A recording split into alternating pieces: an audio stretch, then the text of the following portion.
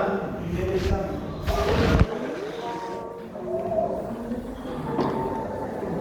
Igualmente va a haber un examen de la parte práctica, de todo lo que hicimos en la parte práctica.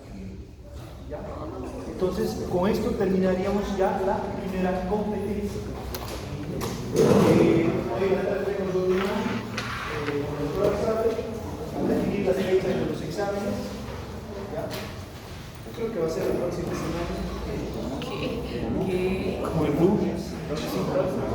Porque viene la segunda competencia y este giro es fisiología cardiopulmonar, que más o menos eso yo creo que me va a tomar hasta junio. ¿Qué? Porque es recontrolarlo, es lo más fácil que hay. No. O sea, la primera competencia es hasta aquí, hasta músculo liso. Por eso, hasta este tema sería el examen de la próxima semana. Claro. Cardíaco no. ¿Qué? Cardíaco no. No, cardíaco no. Cardíaco ya sería, yo creo que para junio. Para la segunda competencia. La parte de cardíaco vamos a llevar la parte pulmonar. ¿Ya? Igualmente, yo creo que hasta mañana, o máximo hasta el viernes, yo ya acabo toda la primera competencia. Vamos a repasar las cosas que nos quedaron claras para el examen. ¿Ya? Todo lo que vimos.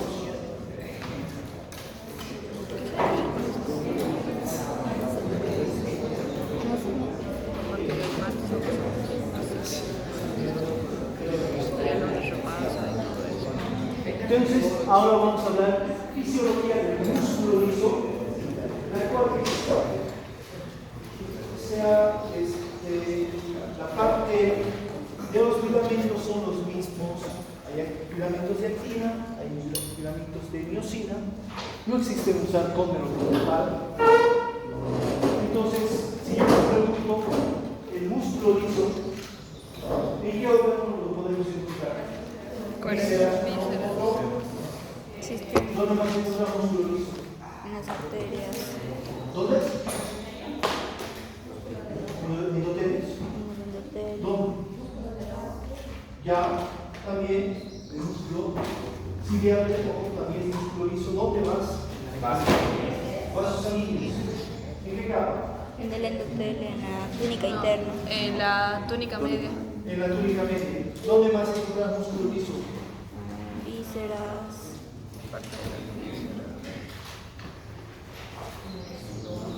A ver, Jesús, ¿dónde más se encuentra el músculo liso? Ya dijeron, vísceras, en la capa media de los vasos sanguíneos, en los músculos del ojo. ¿Dónde más, Jesús? ¿Dónde? En el útero. ¿El útero qué tipo de, qué aparato forma? el aparato reproductor. Aparato reproductor. La vejiga urinaria, estamos hablando del aparato urinario. ¿Ya? Entonces los órganos que hemos nombrado se encuentra el músculo liso. Es muy diferente al músculo estriado. ¿Por qué? Porque está formado por fibras musculares mucho más pequeñas, reducidas. ¿Ya?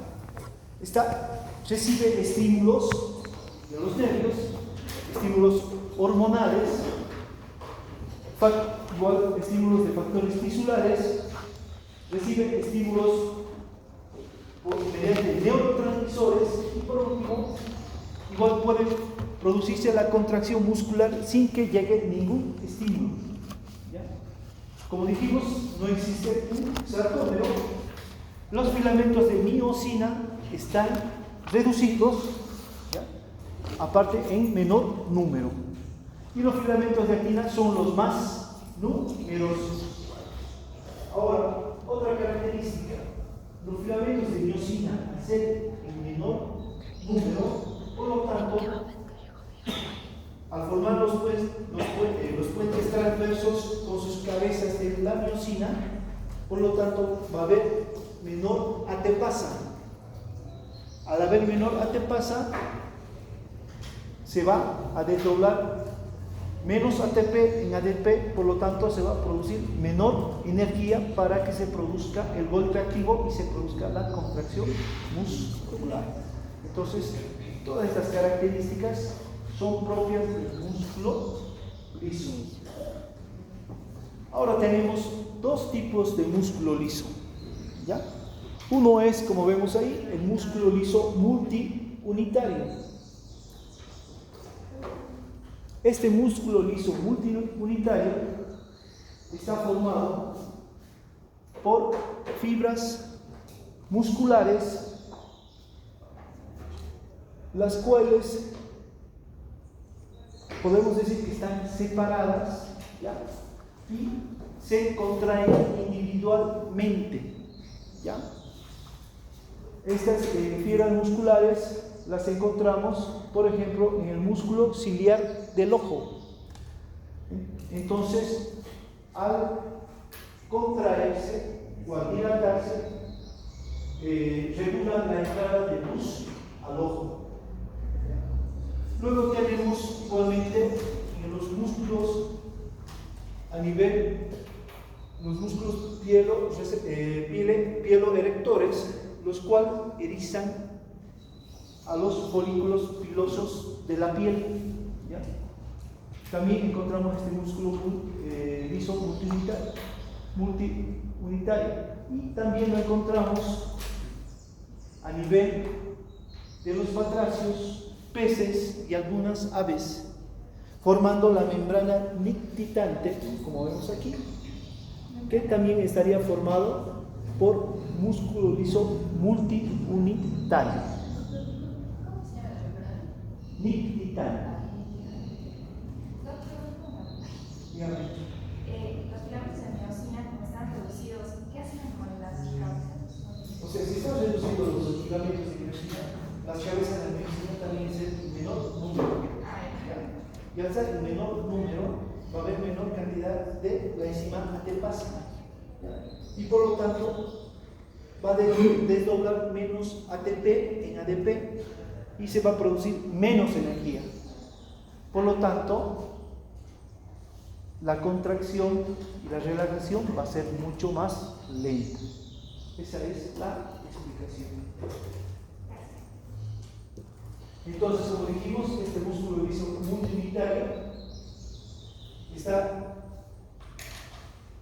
en grupos de fibras individuales, ¿ya? Por lo tanto, se contraen individualmente, ¿ya? Y como dijimos, músculo ciliar del ojo, músculo pieloerector de la piel y la membrana nictitante. Luego tenemos al músculo liso unitario, o también llamado músculo sincitial. Este se va a encontrar a nivel de los vasos sanguíneos, formando la pared de las vísceras en el aparato reproductor, tanto femenino como masculino. También lo encontramos en el aparato urinario. Este se caracteriza porque está formado por haces de fibras musculares, las cuales se comunican entre ellas de cierta manera. Como vemos, tienen sus membranas celulares, las cuales se comunican unas con otras mediante las uniones de intersticio. ¿Perdón? De nexo. ¿Perdón? No son conexiones de ¿Nexo? ¿No? nexo. O de gap. Son uniones tipo gap, son uniones celulares, ¿ya? Pero se las conoce como uniones de intersticio. Esas uniones de tipo gap que usted dice es lo que vimos el año pasado en histología, ¿no? Entonces, estas uniones de intersticio, ¿ya?, son puntos de unión de las membranas celulares de las fibras musculares lisas, ¿ya? Entonces, cuando llega un impulso nervioso, los impulsos se distribuyen en todas las fibras musculares gracias a estas uniones de intersticio, lo que produce que la contracción muscular lisa se haga en conjunto. ¿Ya? Entonces, esas serían las características del músculo liso unitario o músculo sincitial.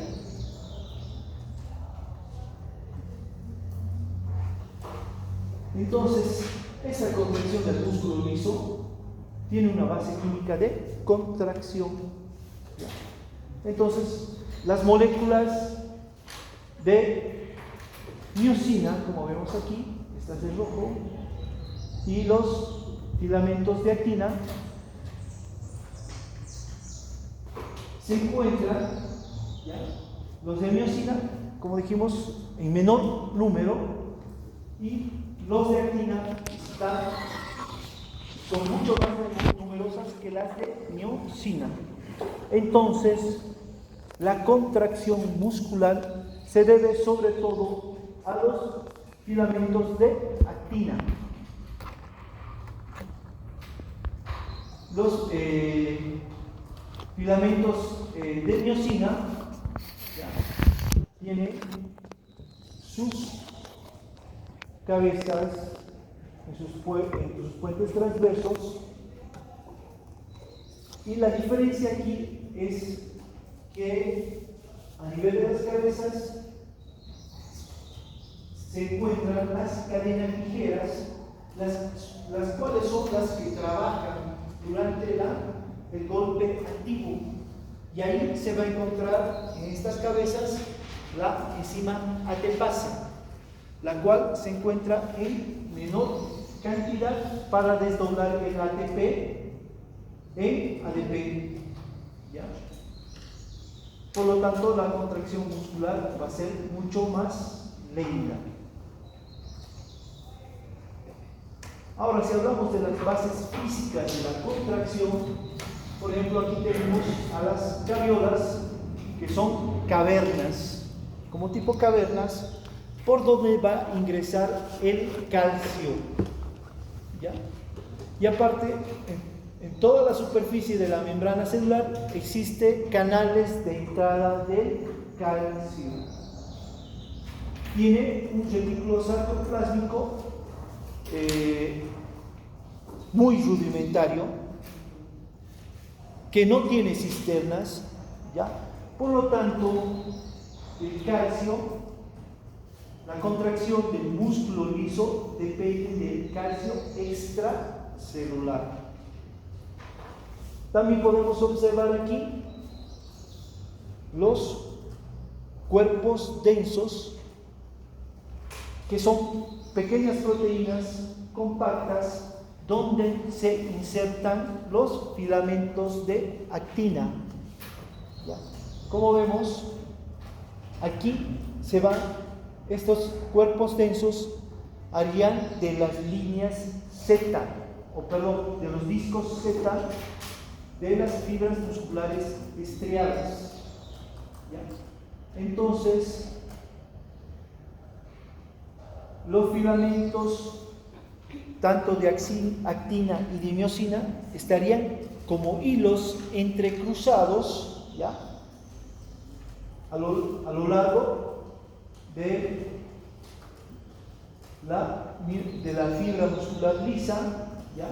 Y cuando se contraen en conjunto, ¿ya? Provocando la contracción de la fibra muscular lisa. Ahora, ¿qué características tiene el músculo liso? Sobre todo el músculo liso unitario, que se encuentra a nivel de los intestinos o de las vísceras. ¿Ya? Entonces, la contracción muscular lisa es mucho más lenta, más o menos es de 1 a 3 segundos. Sería más o menos la contracción muscular estriada es 30 veces más rápida que la lisa.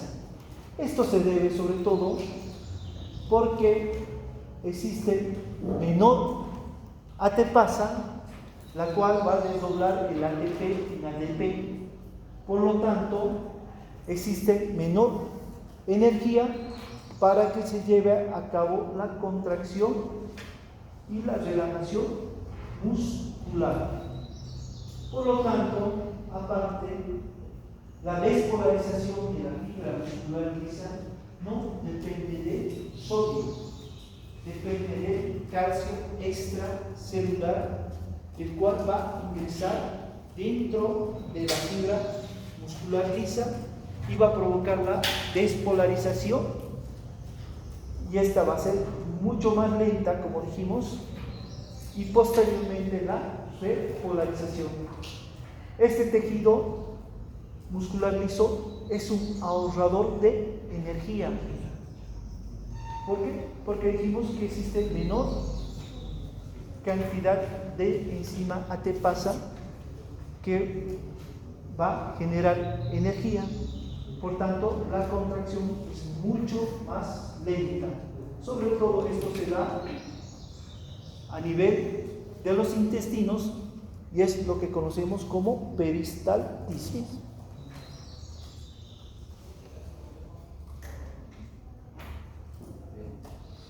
Por ejemplo, tenemos la fuerza de contracción muscular.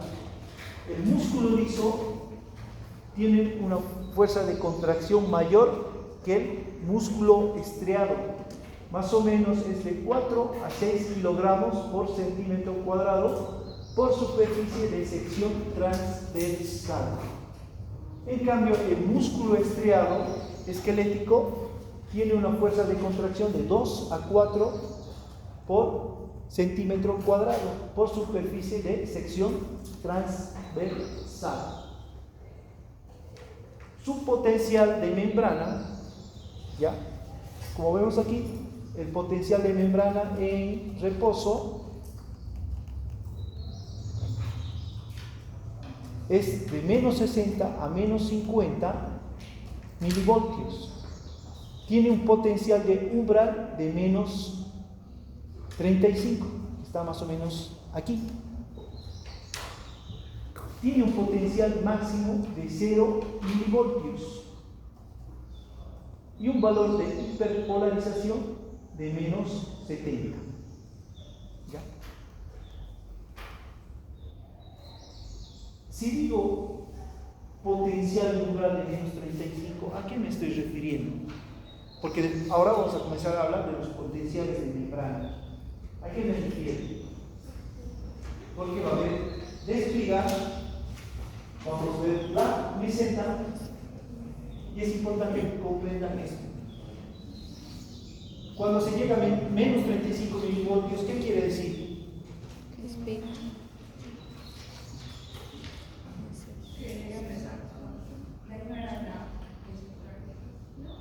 Ya,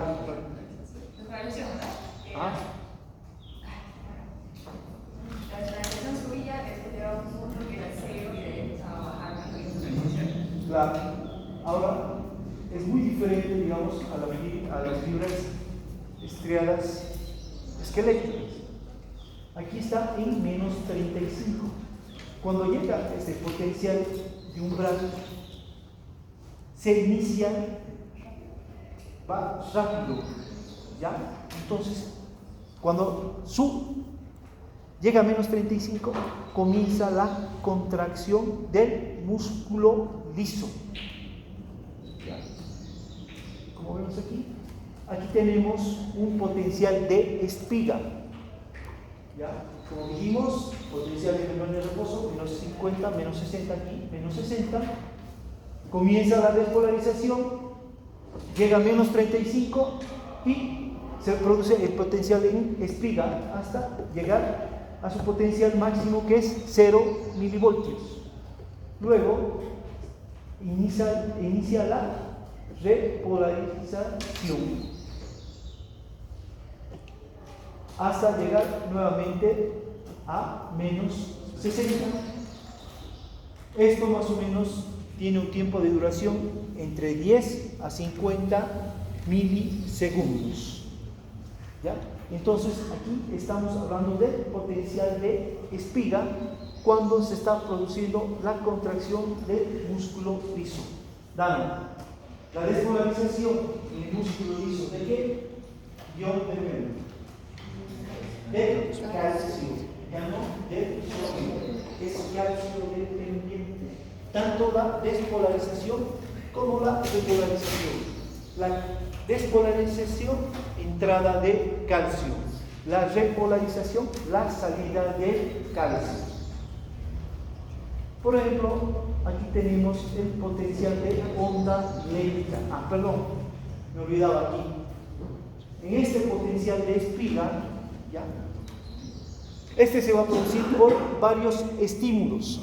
Como dijimos, pueden ser estímulos eléctricos, pueden ser estímulos hormonales, pueden ser estímulos producidos por neurotransmisores, pueden ser, y también se puede producir este potencial de espiga sin que haya un estímulo. ¿Ya? Entonces, estas son las formas por las cuales se puede producir este potencial en espiga.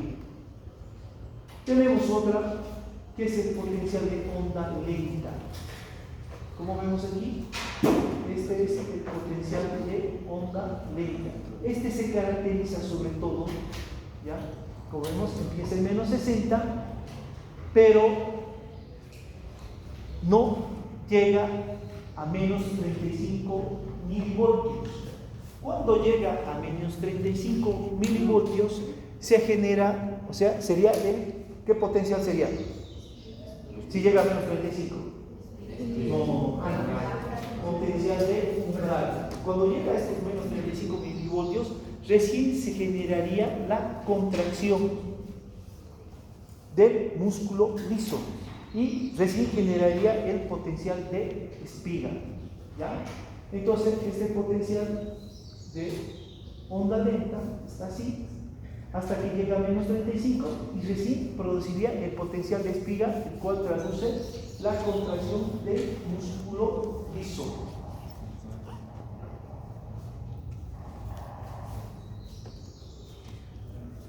Ahora, este potencial de onda lenta es propio, dígame.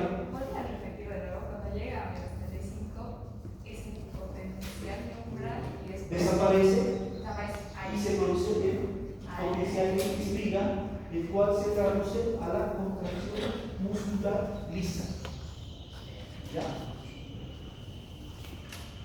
Entonces, este potencial de umbral que vemos aquí es propia del músculo liso,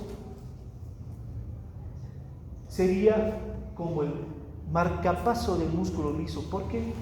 Porque si no se sabe quién lo produce, no necesita un estímulo para que se produzca este potencial de onda lenta. Se cree que es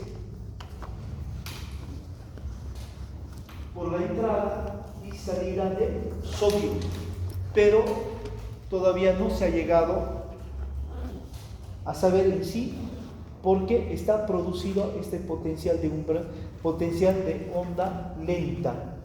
¿Ya? Entonces es por eso que este potencial de onda lenta trabaja tanto de día como de noche, produciendo cada vez que llega a menos 35 la contracción del músculo liso.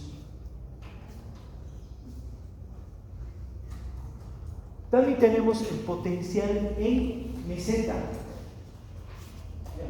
Entonces, como dijimos, puede ser menos 60, menos 50. ¿Qué potencial sería este? Que está aquí. ¿Cómo se llama? ¿Qué más? ¿Cuál sería este? Menos 50, menos 60, ¿qué dijimos? ¿Cómo se llama este potencial de membrana? Potencial de membrana en reposo. Entonces, se produce la despolarización, que significa la entrada del calcio, llega a menos 35, desaparece el potencial de umbral, se produce el potencial de espiga, como vemos aquí, hasta llegar a 0, o sea, se está produciendo la contracción del músculo liso. Y luego tiene que producirse la repolarización. Pero ¿qué pasa aquí? Vean, se produce una meseta. ¿Qué quiere decir esto? Que la despolarización se está alargando para que posteriormente venga la repolarización. Entonces aquí la contracción muscular lisa es más larga, ¿ya? Dura mucho más tiempo. ¿Cuándo se da esto? ¿Y en qué tejidos? Por ejemplo, en la vejiga. La vejiga tiene que llenarse de orina antes que se produzca la contracción muscular, ¿ya? Más o menos se tiene que llenar entre 250 a 300 cc. Llega esta cantidad y recién se produce el deseo de orinar. Entonces se va a producir la contracción del músculo liso, ¿ya? Entonces esta contracción va a ser más larga, más sostenida para que nosotros, porque cuando usted va a orinar, el tiempo es mucho más largo. ¿Por qué? Porque la vejiga se está contrayendo por mucho más tiempo. Esto es dado por esta meseta. ¿En qué otro órgano se puede dar esto? También se da a nivel del útero. ¿Cuándo creen? ¿En qué parte? En el parto. Si usted coloca electrodos para monitorizar las contracciones uterinas, le va a dar estas ondas en meseta, porque la contracción uterina es sostenida y dura más tiempo. Entonces tiene su potencial de membrana de reposo, llega el estímulo, despolariza la fibra, se produce la despolarización, llega a menos 35, desaparece el potencial de membrana de reposo, perdón, el potencial de umbral en menos 35, se produce el potencial de espiga, entonces se produce la despolarización con la entrada de calcio. Sigue, se produce la meseta porque la despolarización se alarga. Y si se alarga la despolarización, ¿qué estamos diciendo? La contracción sigue la contracción, dígame Adrián. ¿Por qué se alargaba la despolarización? Por la meseta, por esta meseta. O sea, esto significa que sigue la despolarización y recién aquí viene la repolarización. Esto es propio de qué? Vejiga y del útero durante el trabajo de parto. Sigue entrando. Eso quiere decir.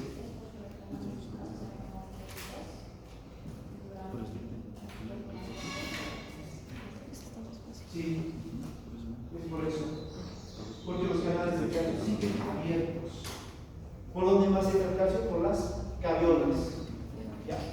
Entonces, ¿a qué hace referencia las caviolas? Hace referencia a los túbulos túbulos transversos. No túbulos, túbulos transversos. Aquí no existen túbulos transversos. ¿Por qué? No hay excreciones.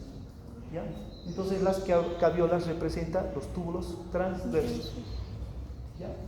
Entonces, repasando, tendríamos tres tipos de potenciales de membrana aquí en la fibra muscular lisa. Uno tenemos la espiga, ¿ya? Para que se produzca el potencial en espiga, ¿qué tiene que desaparecer cuando llega el estímulo? El potencial de umbral, que está en cuánto? Menos 35. Recién se va a dar el potencial en espiga. ¿Hasta cuánto llega? 0. Que sería el potencial máximo. ¿Ya? Ahora, si tengo el potencial de onda lenta, ese potencial no necesita ningún estímulo para que se produzca. Siempre está por debajo de menos 35. ¿Ya? Esto sobre todo corresponde al peristaltismo. ¿Qué pasa cuando llega a menos 35? ¿Qué genera?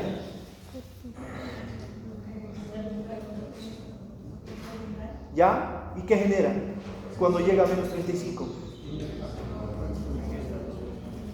genera una contracción muscular que daría lugar a qué? A la despolarización. Al potencial de espiga, que corresponde a la contracción del músculo liso. ¿Ya? Luego tenemos el potencial de meseta. ¿Qué hace referencia al potencial de meseta? La despolarización. Que continúa la despolarización, por lo tanto la contracción muscular lisa es más lenta. ¿Qué órgano hacemos referencia aquí? Vejiga y las fibras musculares lisas del útero. Como dijimos, ¿qué importancia tiene el calcio en la contracción del músculo liso? Como dijimos, el calcio va a ingresar por las caviolas que hacen referencia a los túbulos transversos de la fibra muscular estriada. También va a ingresar por los canales de calcio que se encuentran sobre toda la superficie de la membrana muscular lisa.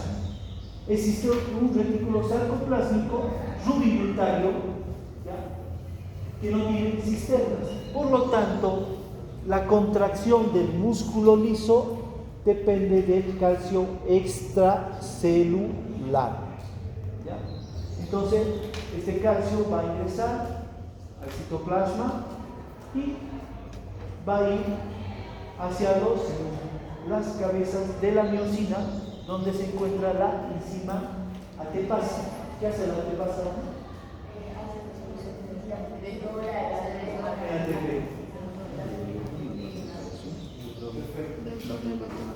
¿Y por qué la contracción muscular va a ser más lenta? Porque Y menos energía. dice que necesita solo ATP para cada ciclo de contracción. Por eso es mucho más lento. Y aparte, porque tiene menos ATP que la fibra muscular estriada.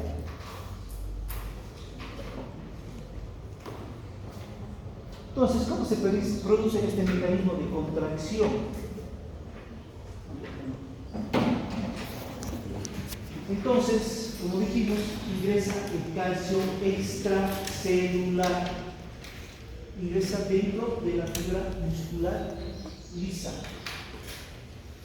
y va hacia las cabezas de la ATPase. Pero este calcio en la fibra muscular estriada, ¿dónde se unía? Para que libere los puntos fijos. ¿Dónde? Troponina C. Pero este fibra muscular lisa no tiene troponina C. Entonces, este calcio, las 4 moléculas de calcio se tienen que unir a la calmodulina. ¿Ya? Esta calmodulina reemplaza a la troponina C. Entonces, cuando se une a la calmodulina, la tropomiosina libera los puntos fijos para que las cabezas de los puentes transversos se inserten en estos que ya son puntos activos y se produzca el golpe activo. ¿Ya? Y se produce la contracción muscular, pero esta contracción muscular es en conjunto. ¿Ya? Toda la fibra muscular lisa se contrae, ¿ya? Porque es como un sistema de hilos, no existen sarcómeros. ¿Ya? Luego se va a producir la repolarización, que se traduce como la relajación de la fibra muscular lisa y como la salida del calcio. Pero para bombear calcio fuera de la fibra muscular lisa, ¿mediante qué lo hace? ¿Qué necesita para bombear calcio? ¿Ah? No. ¿La bomba de qué? La bomba de calcio. Entonces, para que se bombee mediante la bomba de calcio, igual necesita energía mediante la ATPase. Es por eso, al tener menos ATPasa, esta relajación igualmente va a ser más duradera. ¿Ya? Bueno, quedaremos aquí, por favor. Tengo otra cirugía a las 9. Mañana volvemos a repasar todo esto.